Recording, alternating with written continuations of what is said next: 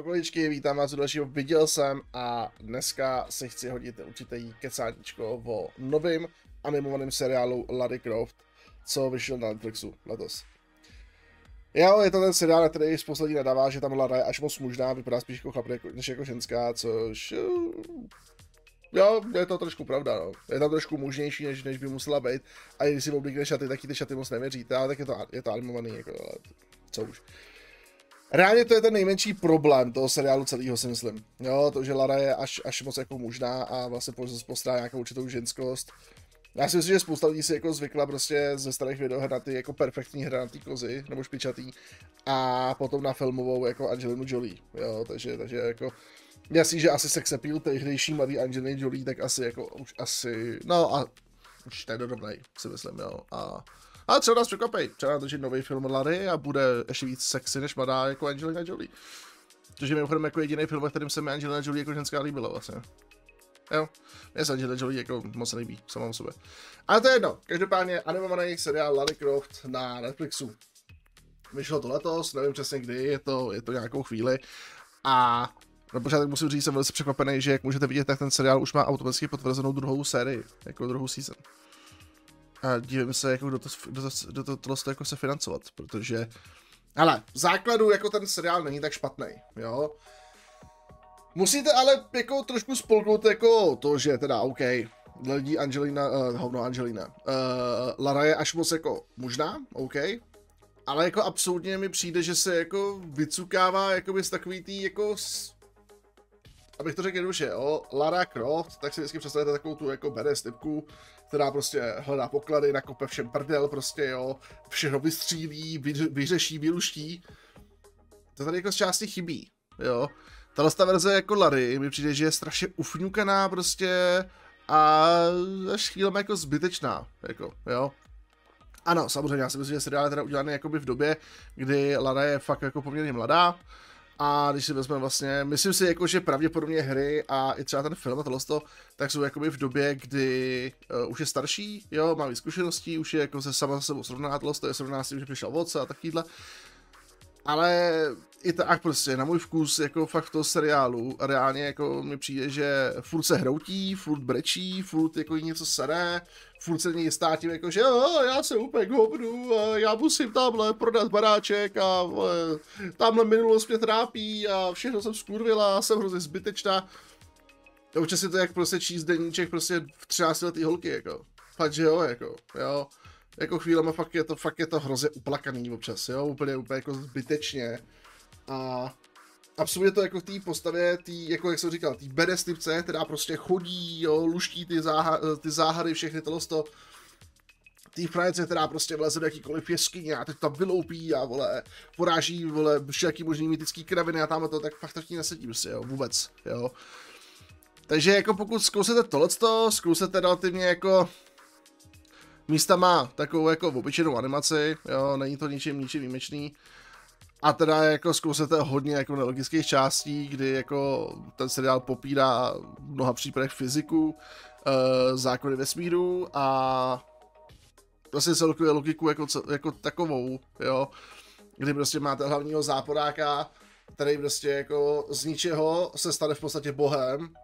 A ona ho Lara neporazí jako člověka, jako v poběžení nějakého šmoulu a pak mu jako vyprdel jako bohovi v podstatě. Tak pokud jako zkusíte tohle, tak si myslím, že to užijete. Myslím, že budete v pohodě. Jo, a když teda jako trošku jako zkusíte, nebo takhle, když na to nebudete koukat v českém dubbingu, český dubbing se tam fakt nepouštějte. Ten je fakt strašný, jako. Takže pokud zkusíte tyhle chyby, budete koukat v angličtině s titulkama, a vlastně nemáte rádi Laru Croft, aby si to mohli docela užít, si myslím. V podstatě. Přemýšlím si jako ještě tam něco, no asi tak já bych to řekl jako. Jo. Ale ne, hele, úplně vážně, jo, samozřejmě ty chyby, ty lidi píšou, ano, Lara je moc možná, ano, animace je taková průměrná, jo, příběh je dost takový jako o ničem a vlastně od začátku víte, jak to skončí, jo, dá se říct, jako fakt v podstatě, jo, asi reálně jako po druhém díle víte, jak to skončí, jo. Takže je to předvídatelný, nemá to žádnou hloubku, k Laře si vytvoříte absolutně žádný vztah, no, a občas si budete říkat jako, OK, holka, ty tady takhle přeskočíš 3 metry a o díl později, tak přeskočíš 15 metrů. Ty vole, jsi dobrá.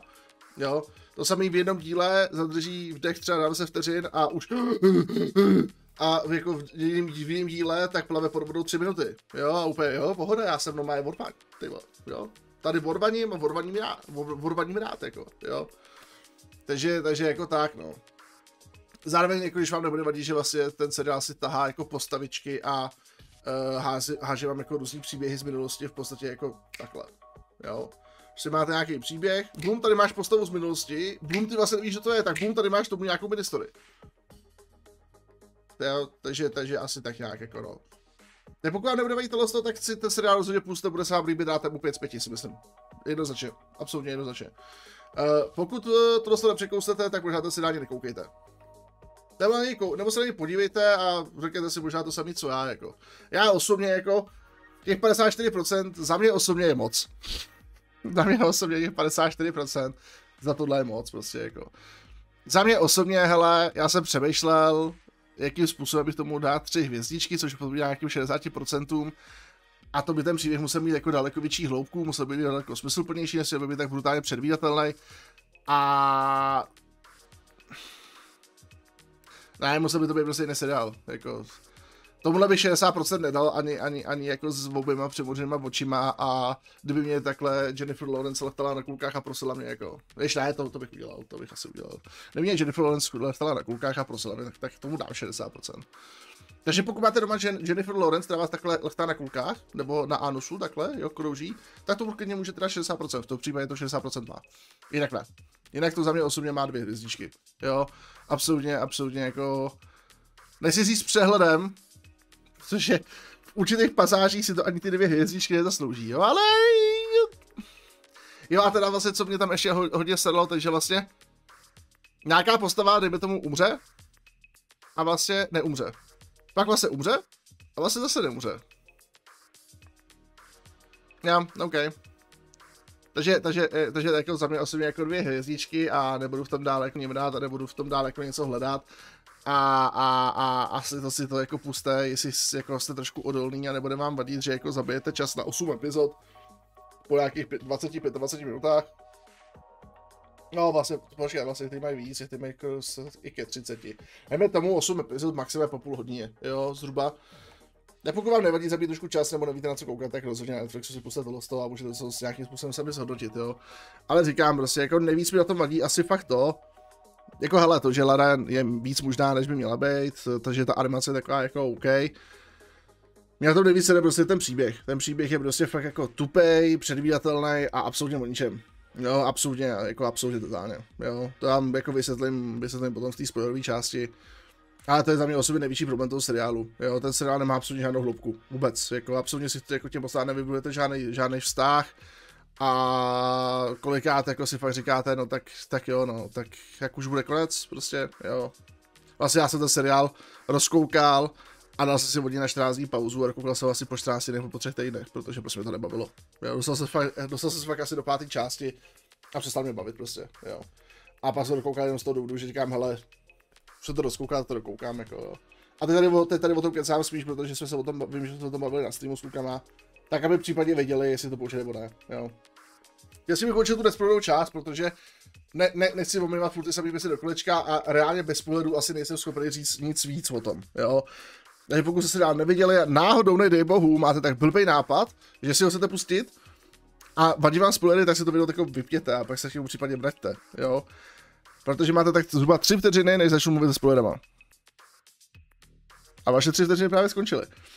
Jak jsem říkal, příběh je prostě největší problém toho seriálu, protože prostě je fakt tupej, jo, je to vlastně o tom, že vy začínáte v milosti, kde Lara má toho svého strejčka, jo, a pak najednou prostě jako skočíte do současnosti, zjistíte, že jako nějakým způsobem ten strejček umřel, jo. Celkem ta jeho smrt, jako co tam dělali, proč tam dělali tohle, tak je prostě popsaná jako asi v 2 minutách a vlastně ani do konce nezjistíte vlastně, co se tam vůbec dělo tenkrát pořádně, jo. Máte to nějaký stav nakousnutý a nemáte žádnou epizodu věnovanou jakoby tohle z tomu, což mi přijde škoda, vzhledem k tomu, že ten easter egg, tak ho tam popisu jako extrémně důležitou postavu pro Laru, jo, byl to v podstatě jako její druhý otec, jo. Takže to mi přijde jako hrozná škoda. Hlavní záporák vlastně Larry, tak je vlastně bývalý sirotek, zároveň bývalý voják, žoldnér a blablabla. A rozhodl se, že najde takový jako speciální, budeme tomu říkat kameny nekonečná. Jak z Marvelu, protože oni to jsou takový téměř jako, fakt jsou to téměř kameny nekonečná. Tak vlastně hledá takový kameny nekonečná, přičemž každý má nějakou ultimátní schopnost, jo, jeden může prostě ovládat lidi, další vyvolává hněv a podobný. A chce ty kameny spojit a zničit prostě organizaci zvanou Světlo, která mu zabila otce prostě.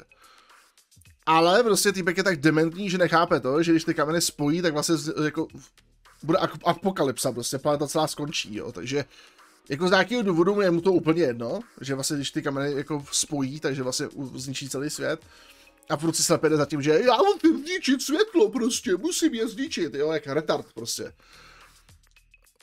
Během toho seriálu, tak kdyby tomu plácnu 6x, 7x, tak Lara proti mu fightí vždycky dostane strašně na píču, úplně jako epicky, prostě je úplně k hovnu. Fakt Lara prostě dostane pokaždý přes prdel, úplně jako strašlivě, dostane nasekáno jak 3letý dítě prostě. A vždycky se do toho oklepe, já ho musím zastavit, prostě jo. Teď ho zastavím, teď to zvládnu. Zase dostane na píču, prostě jo. A vlastně až úplně do úplně finálního fightu, kdy týpek už má všechny kameny, ale je úplně OP jak dement, tak vždycky prohraje, najednou pak přijde fight, kdy mu se změní v takového toho prostě úplně jako mamuta, ty vole divnýho, prostě mutantního. A v tu chvíli ho porazí najednou. Takže jako týpka neporazíš, ale porazíš, vole, téměř boho satana prostě, který se změní v takovýho prostě úplně hováda. A hotovo, jako. Co se mi líbí, což jako, co byla taková hezká evoluce, ta, co se pochopil, tak Lara v tom seriálu nemá ráda zbraně a proto používá jako luky a tyhle ty věci. A vlastně, že do toho finálního fightu, tak tady kámoš prostě jí tam takhle podá ty dvě ikonické zbraně, jo, larovský prostě. Tak vlastně jako veme a jde s těma fajtit, jo, tak to bylo jako hezký, to se mi líbilo. Ale jinak jako, tam není nic prostě v tom seriálu, fakt tam nic není jako, jo. Je příběh předvídatelný, pokaždý Lara přijde, jde na další shooter, buď to ho najde, nebo ho najde ten týpek, dostane na prdel. Týpek ji ho ukradne. Lara náhodou něco najde, prostě jo, našla třeba shooter. Týpek ovládne jeho kámoše, vole, ten jako pal prdel, vole, hotovo, jo. Kámoši chcípnul, najednou zjistí, proč chcípnul, on je tamhle, jo. A furt se to točí do kolečka, furt jako... A pak teda jako nevím čemu, tam je ten poslední díl, kdy vlastně Final Fight s tím vlastně záporákem nakončí 7. dílem a 8. díl je o tom, že ona jde vrátit do nějaký bohyni do nebes ty kamery. Takže je to fakt jako hodně mysteriózní, hodně mytologický a hodně jako až přepálený. Jo, doslova tam prostě vzít někam do nebes, prostě do nějaký sféry prostě a tam vole prostě dát tý bohni kamínky, přijde tam bohinka, neříkají ani slovo, hotovo, jo, svět zachráněn prostě, jo. Takže jako, já se fakt snažím na tom seriálu najít něco pozitivního a pozitivní je to, že tady má 40 minut díle, jenom 30. V podstatě. A fakt jako já nejsem schopný pochopit, kdo chce financovat druhou season. Já bezpředně neznám člověka, který by řekl, jo, tenhle seriál je dobrý, doufám, že to bude pokračování. Já nemůžu vyloženě říct, že by to bylo úplný hovno. Viděl jsem daleko horší seriály, Netflix vyprodukoval daleko větší kraviny, to je jako jednoznačně, to nemůžu říct. Ale rozhodně to není jako seriál, který bych si řekl, jo, ty vole, doufám, že to bude mít druhou season, když to dokoukám. Ne, fakt tak jako. Jak jsem říkal, jako, rádi jsem to rozkoukal a na 2 na 3 týdny jsem si dal pauzu. A pak se to dojel, jako. Takže za mě osobně, hele, pokud vám nevadí nesmyslný jako pasáže, kdy fakt prostě... Jak vidíte i na tom obrázku, Eva tam vlastně běhá v hlavě, jo? To vlastně vidíte i tady na tom obrázku, prostě... Kdy prostě, vole, jsou v chrámu a začne tam té sláva a ona prostě běhá v hlavě, jako po kamenech, jo? Nebo že prostě skočí do vodního víru, který by prostě byl schopný roztrhat auto, ona si z něj proplave prostě, jenom s oblataným lanem a plavu si, jo. Nebo že prostě jako proplavou, jako skrz vír, do božský nějaký jeskyně, kde je port do nějaký sféry dimenze a vlastně tam najdou dinosaury a medvědy, co tam s nima fajtěj. Ona tam vrátí ty vole. Nebo že prostě tam mají hádanku a ta hádanka otevře speciální bránu, která je prostě vole, přenese do Mongolska. A prostě ještě to seriálu úplně si z toho dělají i prdel. Já jsem celkem v šoku prostě, jako cestování takhle jako přenos atomů prostě a cestování na v této možnosti, tak bylo čistě teoretický. Jak to dokázali? Jak se to dokázali prostě, jo? Že jako... Ne, za mě, ne, jako... A nedokážu představit, jako, po čem měla být druhá season. Jestli jako z Larry neudělají jako daleko víc badass postavičku, tak to druhou season skončí reálně. Protože, jak jsem říkal už předtím, Lara je tady hrozně otravná, ufňukaná, furt brečí. Já jsem všechny zklamala, ježiš, já mám krev na rukou, ježiš, on umřel a já nejsem Croft. Já jsem úplně k hovnu a vlastně nic nezvládnu. Pak se dá jeden díl schopí a pak zase, ježiš, já jsem ho nezachránila, on umřel, já jsem hrozná píča. Jo. To si rovnou můžu pustit, vole, prostě denník, vole, vole, Bridget Jones a vidět to na stejno, si myslím, jako. Fakt, že jo, jako. Takže asi tak jak. Ale jedu, že pokud vám nevadí ty uplakané části, nebude vám vadit průměrná animace, v podstatě téměř úplně jako plitkej, jednoduchý prostě jako příběh, který nemá žádnou hloubku, jestli to klidně pusté. Nebo pokud se prostě nudíte a chcete nějakou challenge, si to pustíte taky, já nevím, jo. Ale já tohle doporučit nemůžu, ani hovno, jako fakt ne, prostě, absolutně jako z žádného důvodu to nemůžu doporučit. A já nemůžu doporučit ani pro skalní fanoušky Tomb Raidera, protože skalní fanoušek Tomb Raidera se stal povle, prostě. A možná bych to mohl doporučit úplnému nováčkovi, který nezná vůbec jako Tomb Raidera, hele. Jo, to dává logiku, hele. Pokud jste člověk, který absolutně vůbec netuší, kdo je Lara Croft, absolutně nikdy neviděl žádnýho Tomb Raidera nebo Laru, absolutně jste nikdy nehráli žádnou hru, vůbec nevíte, o co go, tak si to puste. A myslím si, že byste si to mohli celkem užít. Jo. Ale musíte být trošku polobotomy. Jinak to taky nedáte. Ale ne, třeba to dáte. Ne, pokud fakt jako jste nic takového neviděli, šup do toho. Pokud jste skalní fanoušek Tomb Raidera, dělejte fakt, že to neexistuje, protože se z toho poblejete prostě. Jo, absolutně jednoznačně jako. Jo. Ale to je ode mě všechno. Já to nebudu dál hejtit, protože fakt nemám co hezkýho o tom říct. A udělám se něčeho dalšího zase příště. Jo, ale papa, čauko, papa.